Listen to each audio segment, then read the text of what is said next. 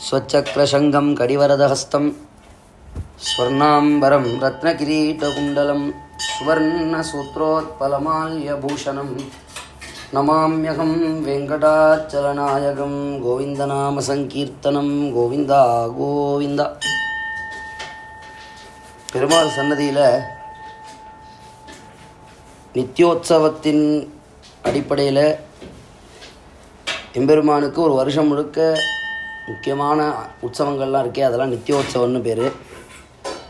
பிரம்மோத்சவம், பவித்ரோத்சவம், சமீப்பிரகரணோத்சவம், விஜயதசமி அன்னைக்கு கொண்டாடுறது சமீப்பிரகரணோத்சவம், கிருஷ்ண ஜெயந்தி உற்சவம், புரட்டாசியில் வர சனிக்கிழமை, இதெல்லாம் நித்தியோத்சவம்னு பேர். இதில் இந்த பவித்ரோத்சவம் அப்படிங்கிறது ரொம்ப உன்னதமான உற்சவம். அது வைகானச தர்மசாஸ்திரத்தில் என்ன சொல்லியிருக்கு அப்படின்னா, சர்வ யஜ்ஞ பலப்பிரதம், சர்வ தோஷோபசமனம், சர்வ துஷ்டிகரம், சர்வ காமப்பிரதம், சர்வ லோகசாந்திதம், ஏதது மந்திர கிரியா திரவியஹீனம் எது கிருதம் தத்தோஷ சாந்தியர்த்தம் பவித்ராரோபணம் குறியாது.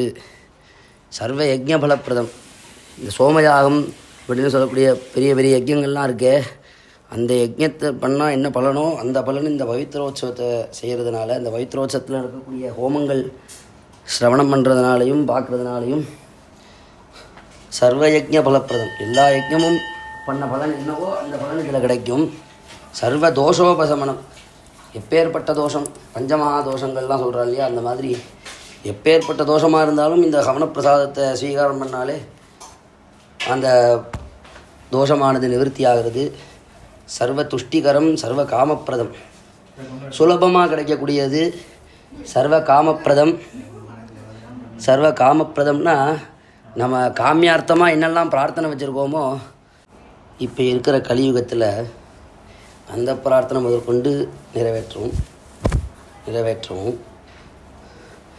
ஏதது மந்திர கிரியா திரவியஹீனம் எத்கிருதம்,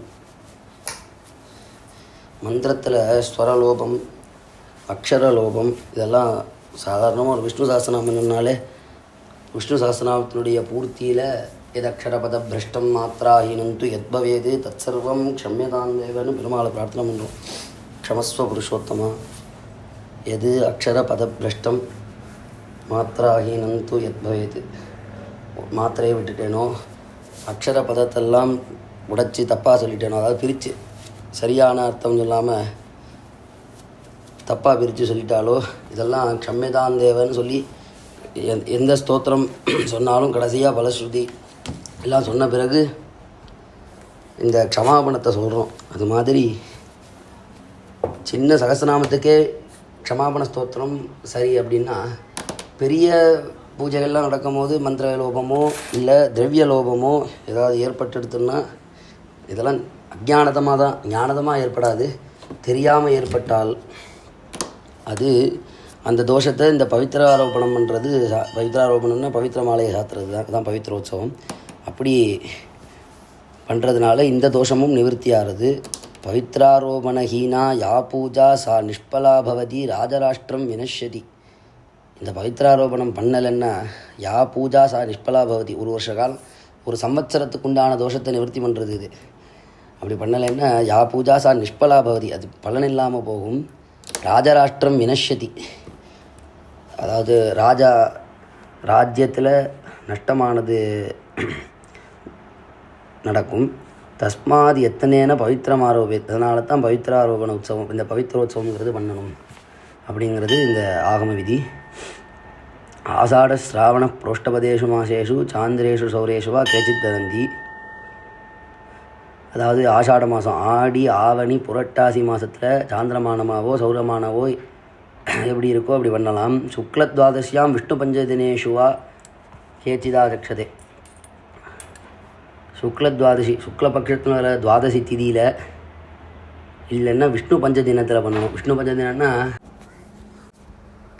சுக்லபக்ஷ துவாதசி, கிருஷ்ணபக்ஷ துவாதசி, 2 துவாதசி, பௌர்ணமி, அமாவாஸ்யா, சிரவண நட்சத்திரம், இது 5 விஷ்ணு பஞ்சதினம்னு பேர். இந்த தினத்தில் பண்ணணும் அப்படின்றது விதி. இந்த வருஷம் நம்ம கோயிலில், சிவா விஷ்ணு கோயிலில் பவித்ரோத்சவம் பார்த்தேன்னா வருஷா வருஷம் சிரவண நட்சத்திரம் ஸ்ராவண மாதம், அதாவது ஆவணி திருவோணத்துக்கு பவித்திர உற்சவத்தை பூர்த்தி பண்ணுற மாதிரி உற்சவம் வச்சுருக்கோம். இந்த வருஷ விசேஷம் என்ன, ஸ்ரவணமும் துவாதசியும் ஒன்றா வர்றது, அதுதான் இந்த வருஷ விசேஷம். ஏகாதசிக்கு மாலை சாத்தி துவாதசி பூர்த்தி, அன்றைக்கே ஸ்ரவணம் எல்லாமே வந்துடுறது நம்ம பெருமாள்கிட்ட. இதெல்லாம் ஸ்வயமேவ காரயதி சொப்ரீதையே ஸ்வயமேவ காரித்தவான்னு பகவான்கிட்ட பிரார்த்தனை பண்ணும் போது சங்கல்பம். எந்த காரியம் சுவாமியோட காரியமோ அது அவரே நடத்துகிறார். அவருக்கு எப்படி பிடிக்குமோ, எப்படி விருப்பமோ, எப்படி பிரியமோ அப்படி நடத்துகிறார். இப்படி இதெல்லாம் இந்த மாதிரி அமையறதை வச்சு தான் தெரிஞ்சுக்கலாம் சுவாமி இப்படியாக தனக்கு நடத்திக்கணும்னு. அப்படியான பவித்ரோத்சவம் இந்த வருஷம் நாளைய தினம் செப்டம்பர் 3ஆம் தேதி சாயந்தரம் 4:30 மணி மேலே ஆரம்பித்து பூர்வாங்கெல்லாம் பண்ணி, நாளைய தினம் நாளை மறுநாள் வியாழக்கிழமை ஏகாதசி அன்னைக்கு கார்த்தால பவித்திர ஜப்பியங்கள்லாம் பண்ணி பவித்திர மாலை சாத்துறது. அதுக்கப்புறம் 2 காலம் ஹோமம் 4ஆம் தேதி. 5ஆம் தேதி ஹோமங்கள்லாம் பூர்த்தியாகி மகாபூர்ணாவதி ஆகி அந்த கடம் புறப்பாடாகி சுவாமிக்கு ஆவாகனம் பண்ணி இந்த பவித்ரோத்சவமானது பூர்த்தியாகிறது. சாயந்தரம் வசந்த மண்டப பூஜை கருட சேவையோட எல்லாரும் எம்பெருமானுடைய இந்த பவித்ரோத்சவத்தில் கலந்துண்டு எம்பெருமான் ஸ்ரீ வேங்கடவரதராஜ சுவாமியினுடைய பேரருளை பெறுமாறு பிரார்த்திக்கிறோம். மங்களானி பவந்து. நமஸ்காரம்.